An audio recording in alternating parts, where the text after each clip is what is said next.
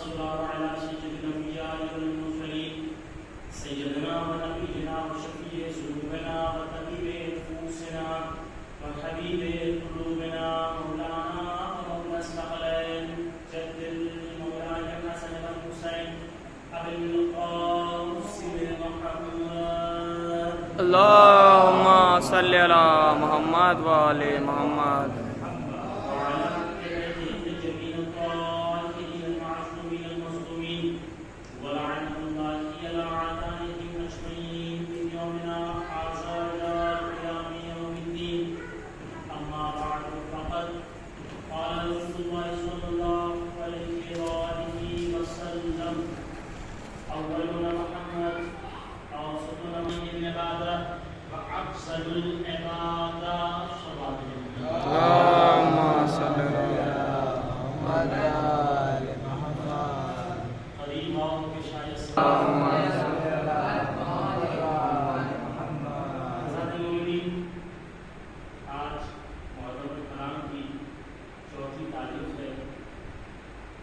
دن گزرتے جا رہے ہیں،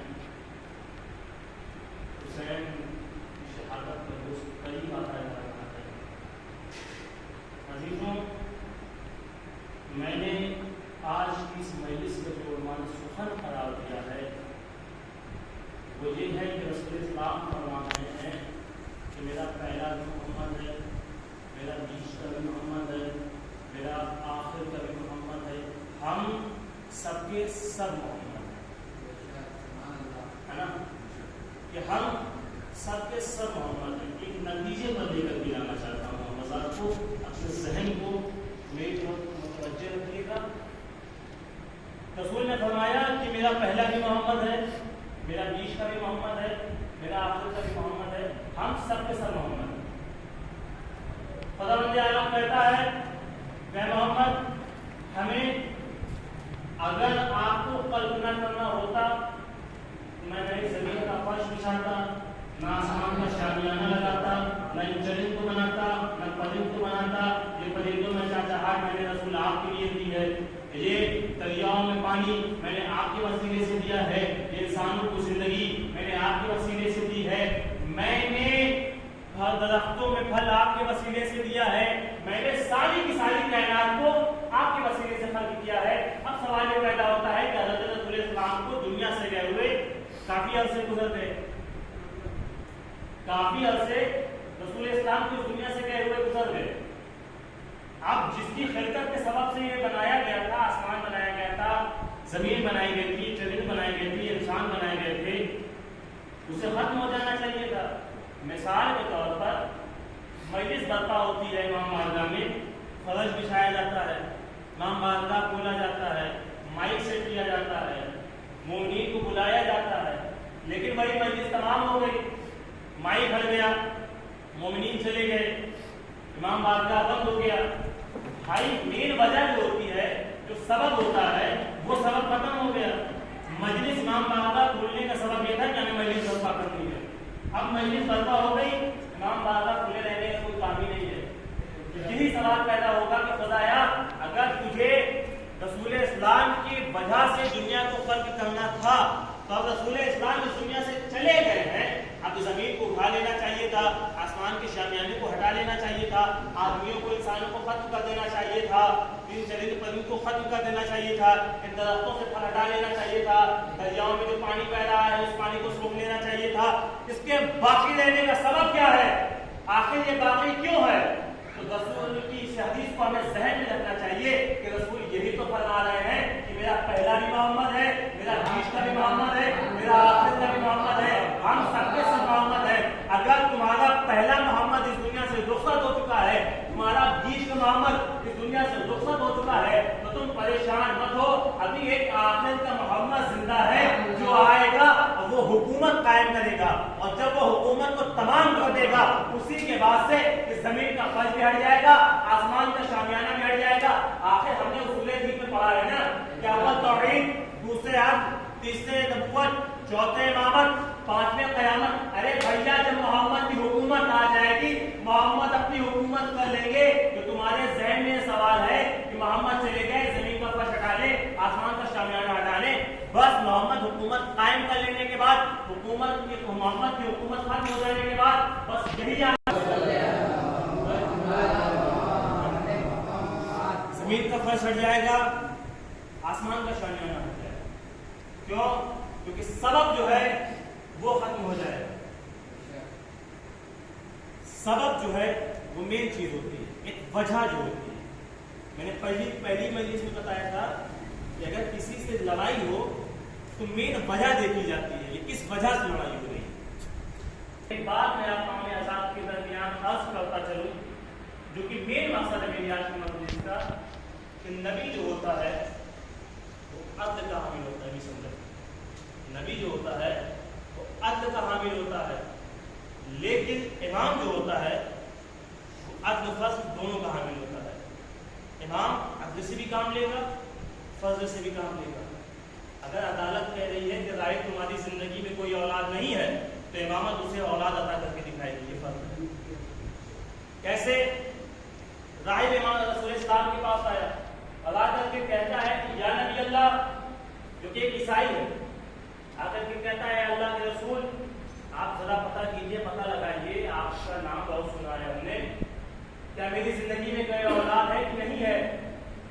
رسول اسلام نے لوح محفوظ کا مطالعہ کیا. مطالعہ کرنے کے بعد کہا کہ اے راہب تمہاری زندگی میں کوئی اولاد نہیں ہے. وہ مایوسی کے عالم میں باقاعدہ نبوت سے پیچھے آ رہا ہے، وہ سیڑھیوں سے اتر رہا ہے، امامت کے ننھے ننھے قدم سیڑھیوں کے اوپر چڑھ رہے ہیں. میں ایک منظر پیش کرتا ہوں، توجہ کیجیے گا کہ راہب نبوت کی بارگاہ سے جب مایوسی کے عالم میں نیچے اتر رہا ہے، امامت خوشی کے عالم میں سیڑھیوں سے اوپر جا رہی ہے. کیا دیکھا کہ نبی کی وجہ سے کوئی مایوس طور پر کیا معاملہ ہے، کیا ماجرا ہے، تم میرے نانا کے پاس سے مایوس طور پر ہو؟ کہا اے حسین، میں نے آپ کے نانا سے پوچھا کہ کیا میری زندگی میں کوئی اولاد ہے؟ آپ کے نانا نے برجستہ کہہ دیا کہ تمہاری زندگی میں کوئی اولاد نہیں ہے، بس اسی وجہ سے میں مایوس ہوں. کہا اچھا یہ معاملہ ہے، یہ مسئلہ ہے کہ تمہاری زندگی میں کوئی اولاد نہیں ہے. جو راہب تمہیں ایک دے دیا، امام سیڑھیاں چڑھتے جاتے ہیں، راہب سیڑھیاں اترتا جاتا ہے. جو راہب تمہیں ایک دے دیا، دوسری سیڑھی امام چلے. راہب تمہیں دو دے دیا، امام تیسری سیڑھی چلے. راہب تمہیں تین دے دیا، امام چوتھی سیڑھی چلے. راہب تمہیں چار دے دیا، امام پانچویں سیڑھی چلے. راہب تمہیں پانچ دے دیا.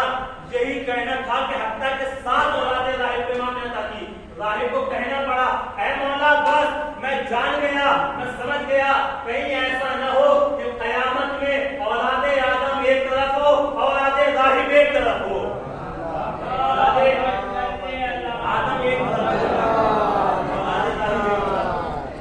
عزیزوں یہی وجہ ہے کہ شاید بڑی اچھے انداز میں کہتا ہے کہ خلوات لہو ماتم سرور بہا ہو، پر کم نہ ہوا جسم میں بڑھتا ہی گیا ہو، اور سلطابت قدم خون میں آتا ہوں نہا کر. ماں پھر بھی یہ کہتی ہے میرے لال ذرا اور راہب کی طرف دیکھ کے فطرت نے پکارا، قسمت کا لکھا اور ہے سرور کی عطا ہو. راہب کی طرف دیکھ کے فطرت نے پکارا، قسمت کا لکھا اور ہے سرور کی عطا ہو. ارے بھائی فطرت کے قسمت میں بھی تو یہی تھا کہ جب اس کو خود کا غرور آیا کہ مم مصری میرے جیسا کون ہے، مجھ سے بہتر بالوں پر کسی کی نہیں ہے، میرے اتنے بہتر بالوں پر ہیں کہ فرشتوں کے سردار جبرائیل کے بھی نہیں ہے. یہ انا کا انا تھا کہ خدا نے اس کے پاس سے بالوں پر کو چھین لیا. یہ عدل کا تقاضا تھا. اب عدل و فضل کی میں بات پیش کر رہا ہوں کہ عدل کا تقاضا تھا کہ اگر غرور آئے تو اس کو جس چیز میں غرور ہے اسے چھین لیا جائے، اسے سلب کر لیا جائے. پھر اس کو غرور تھا کہ میرے بالوں پر بہت اچھے ہیں، خدا نے عدل کے تقاضے سے اس کے بالوں پر کو چھین لیا.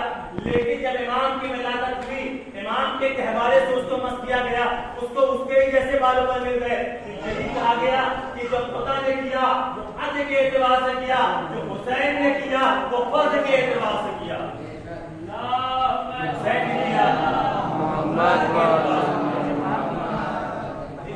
ایک بات اور پیش کروں بس انشاءاللہ، اس کے بعد آپ کی رحمت و رحمت تمام.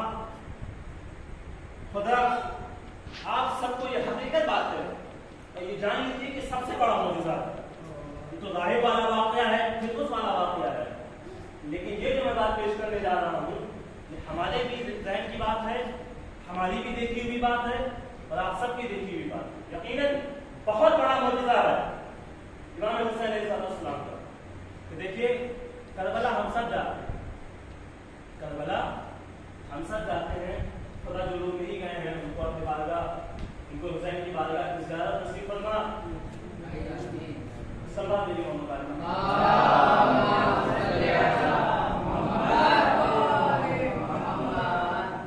आपसे सुबह बात हो रही थी साइंस के बारे में, साइंस के बारे में आपसे बात हो रही थी।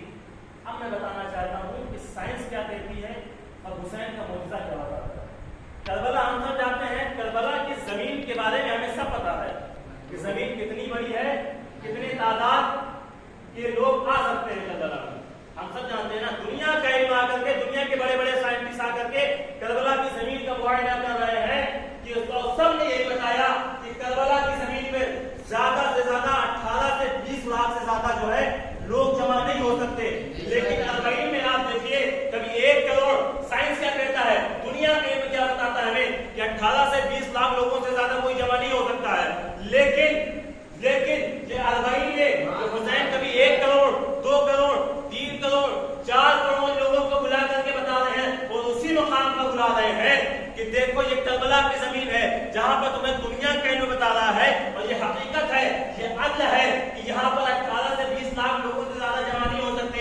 लेकिन हुसैन जो अरबईन में 1 करोड़, 2 करोड़, 3 करोड़, 4 करोड़, 5 करोड़ लोगों को बुला रहा है, ये जो दुनिया का इल्म तुम्हें बता रहा है कि 18 से 20 लाख लोग जमा हो सकते हैं, ये दुनिया का अदल है। लेकिन जो हुसैन बुला रहा है, ये हुसैन का फजल है। जो हुसैन बुला रहे हैं तुम्हें, हुसैन का फजल है। अजीजों, हुसैन हमें बुला रहे हैं, जो ज़ियारत करा रहे हैं, कभी 1 करोड़, 2 करोड़, हमेशा तादाद बढ़ती हुई देखी गई है, कभी घटती हुई नहीं देखी गई। कोई एक इमाम बारगाह है, इसकी कैपेसिटी ज्यादा से ज्यादा 500 आदमी की होगी या उससे ज्यादा की। अब उसमें जो है 1000 आदमी को हम इकट्ठा नहीं कर सकते हैं ना। लेकिन क्या मौजूदा है इमाम हुसैन का कि करबला के लोग भी रह रहे हैं, जो वहां के मुकीम हैं, जो वहां पे रहते हैं, वहां के लोग भी रह रहे हैं, दुनिया भर के ज़ायरीन भी आकर के वहीं रह रहे हैं। लेकिन जगह कम नहीं हो रही है बल्कि फैलती जा रही है। तो इमाम ने यही बताया कि देखो जो तुम्हें दुनिया का इल्म बता रहा है ये अदल है, लेकिन हुसैन जो बुला रहा है ये फर्ज है। और हुसैन जिसे बुला ले उसके क्या माने, उसका क्या मर्तबा, उसका कोई जवाब नहीं। हुसैन चाहे एक बच्चे को भी बुला सकते हैं अपनी बारगाह में, हुसैन चाहे तो एक जवान को भी बुला सकते हैं, और अगर इमाम हुसैन चाहे तो हबीब इब्न मज़ाहिर जैसे ज़ईफ़ को बुला सकते हैं। चीज़ों हबीब इब्न मज़ाहिर ये वो हैं कि जिन्होंने 2 बार इमाम हुसैन अलैहिस्सलाम पर अपनी जान को रात का वाक़या है कि जनाब हबीब इब्न मज़ाहिर उनके बचपन से इमाम हुसैन से बहुत अच्छी दोस्ती थी। उन्होंने इसरार किया, रसूल इस्लाम के पास उनके बाबा आए, आकर के कहा कि आपको इल्म है या नबी अल्लाह, मौला हुसैन की आका हुसैन की और मेरे बेटे हबीब से काफ़ी अच्छी दोस्ती है, हम ये चाहते हैं कि आप हमारे घर मेहमान हैं, आप हमारे घर की दावत कबूल करें। रसूल इस्लाम ने कहा ठीक है, हम और हुसैन आज शब में तुम्हारे घर पर दावत के लिए आएंगे। अब हबीब खुश हो गए। जैसे हमारे यहाँ जब भी कोई मेहमान आने वाला होता है, कोई दिल का करीबी आने होता है, तो हम इंतजार में होते हैं, बार बार कहीं इंतजार करते हैं कब वो वक्त आएगा कि किस वक्त वो आ जाएंगे। हबीब भी दोपहर से ही छत पर खड़े हो जाते थे और इंतजार कर रहे थे, कभी नीचे आ रहे थे, कभी छत पर जा रहे थे। कोई घुड़सवार, कोई भी सवारी आती हुई अगर आवाज़ सुनते छत पर पहुंच जाते, कहीं मेरा दोस्त हुसैन को नहीं आना है। एक वक्त ऐसा आया कि इमाम हुसैन सल्लल्लाहु अलैहि वसल्लम की सवारी आई, आ करके जब देखा छत से कि मौला मेरा दोस्त हुसैन आ रहे हैं, तो इतनी तेजी से सीढ़ी से नीचे आए कि वो गिर पड़े, और गिर पड़े जब उनके सर पर चोट आई और वो इंतकाल कर गए इसी वक्त। अब रसूल घर में तशरीफ ला रहे थे। अब कैसे बताया जाए कि बेटा मर गया है, कैसे छुपाया जाए? बाप ने सब्र का पत्थर दिल पर रखा। दिल पर रखने के बाद रसूल का इस्तकबाल किया। इस्तकबाल कर लेने के बाद खाना का इस्तकबाल लगाया, लेकिन इमाम ने कहा मैं खाना भी नहीं खाऊंगा, पहले ये बताइए कि मेरा दोस्त हबीब कहाँ है, मेरा दोस्त हबीब कहाँ है, मैं पहले उससे मुलाकात करूँगा तब मैं खाना खाऊंगा। काफ़ी सलाह के बाद बाप ने बताया कि आपका ऐसा ऐसा मसला पेश आया है, और आकर के इमाम उस कमरे में गए जहाँ पर हबीब के ऊपर एक चादर पड़ी हुई। इमाम आकर के खड़े हुए आकर के कहते हैं ऐ हबीब, तुम्हारा इमाम तुम्हारे पास आया है, तुम्हारा दोस्त तुम्हारे पास आया है, तुम सो रहे हो? इतना सुनना था कि एजाद इलाही से हबीब को जिंदगी हुई। अभी तो फिर वही मैं बात करूँगा, जो हबीब की जिंदगी गई अर्ज थी, हुसैन ने अदा किया फर्ज था। अजीजों, अब हुसैन हबीब को बुला रहे हैं। इमाम ने खत में एक क़यामत का जुमला लिखा कि जिससे हबीब मिल गए। हबीब बचपन के दोस्त हुसैन पनाहा हो गया है। हबीब मेरे बचपन के दोस्त हुसैन नज़र आला में गिर गया है। जब कासिद इमाम हुसैन सलाम पहुंचा है ना, तब हबीब खाना दस्तरखान पर बैठे थे, खाना मुझको माने जा रहे थे। जब दरवाजे पर सुना कि कोई कासिद आया है तो आगे बढ़े जाता हूँ, जहाँ पर हुसैन का कासिद आया हूँ। जैसे खत को लिया, आंखों से लगाया, पोसे लिया, क्रिया करने लगे, हाय मेरे दोस्त मेरे आका हुसैन का खत आया है। जैसे ही पढ़ा सारों खताब होने लगे, आकर के का बीवी से बयान किया, कहा ऐसा ऐसा मसला पेश आ गया है, लेकिन अब मैं ज़ईफ हो गया हूँ, अब मैं कैसे जाऊँ? बीवी ने कहा कि ऐसा है तुम यही बैठ करके खाना खाओ, मैं हुसैन की मदद में ले जाती हूँ। ये कितना मजबूर है वो हुसैन कि जिसके लिए औरतों का दिन बिगड़ जाए, औरतें उसकी मदद के लिए निकले। अजीजों, इमाम खत जैसे ही कहा, उसके बाद हबीब ने अपने गुलाम से कहा है गुलाम, तुम मेरे घोड़े को जो है बाहर लेकर के जाओ, बाहर ले, क्योंकि कूफे के हालात सही नहीं है, कूफे के हालात बेहतर नहीं है। अजीजों, गुलाम घोड़े को लेकर के कूफे से बाहर निकला। बाहर निकलने के बाद जब हबीब को आने में देरी होगी ना, तो उसने कहा कि कभी आका के घोड़ों पर गुलाम बैठा नहीं करते हैं, लेकिन मैं आज उसको छोड़ दूंगा। अगर मेरा आका नहीं आया ना, तो मैं हुसैन की मदद के लिए तेरे मीट पर सवार होकर के जाऊंगा। इतना सुनना था कि हबीब पीछे से आ गए और आकर के कहा कि तुम मेरे मौला हुसैन की नुसरत करना चाहते हो, तुम्हारे दिल में मेरे आका के लिए इतनी मोहब्बत है, जहाँ मैंने तुम्हें आपसे आजाद कर दिया। हबीब आगे बढ़े, आगे बढ़ने के बाद कूफे के रास्ते से करबला के रास्ते पर पहुंचे। रास्ते में पहुंचते थे कि जैसे ही करबला के करीब आए, गर्द नमूदार हुई। मौला ने कहा है पास इस्तकबाल के लिए आगे बढ़ो, मेरा दोस्त हबीब आ गया है, मेरा दोस्त हबीब आ गया है, उसका इस्तकबाल करो। हबीब मौला के करीब पहुंचे। मौला के करीब पहुंचने के बाद मौला ने एक मरतबा यही जुमला कहा, ऐ हबीब मुझे माफ कर देना, ऐ हबीब मुझे माफ कर देना, तुम इस आलम में आए हो कि हुसैन तुम्हें एक कतरा आप भी नहीं दे सकता है, हुसैन इतना मजलूम हो चुका है। अजीजों, एक मरतबा खेमे से एक आवाज आई, एक बीबी आई और आकर के कहती है हबीब तुम्हें शहजादी ज़ैनब ने सलाम कहा है, हबीब तुम्हें शहजादी ज़ैनब ने सलाम कहा है। अब वो वक्त आया है कि हबीब मैदान में जाए, हबीब जंग करे। हबीब ज़ईफ हो चुके थे, दाढ़ियां सफेद हो चुकी थी, पाँव के बाद सफेद हो चुके थे, लेकिन हबीब ने इस ज़ईफी के आलम में भी 80 आदमियों को फिनमार किया है। अजीजों, एक वक्त वो आया कि हबीब नज़र आदम में गिर गए, नज़र आदम में हबीब का गिरना था। क्या अजीज़ान मोहतरम, हबीब घोड़े से जमीन पर आए, घोड़े से जमीन पर आना था कि हबीब ने इतना ही कहा है आका मेरा आखिरी सलाम कबूल कीजिएगा। इमाम दौड़ते हुए मख्तल की तरफ पहुंचे हैं। इमाम ने जैसे जनाजा उठाना चाहा, अब्बास आगे बढ़े, कहा आका मुझे उठा लेने दीजिए। मौला ने लोग ये कहा नहीं, हबीब मेरी नुसरत के लिए आया था, ये हुसैन पर लाजमी है कि हबीब के जनाजे को हुसैन उठाए। मौला थोड़ी देर आगे बढ़े कि पैर लड़खड़ाया, अकबर आगे बढ़े, कहा बाबा मुझे दे दे, कहा کہا نہیں بیٹا حبیب میری مدد کے لیے آیا تھا, یہ میرا فرض بنتا ہے کہ میں حبیب کے لاشیں کو اٹھاؤں. حبیب گنج شہیدات میں آئے, ان کے جنازے کو گنج شہیدہ میں لایا گیا.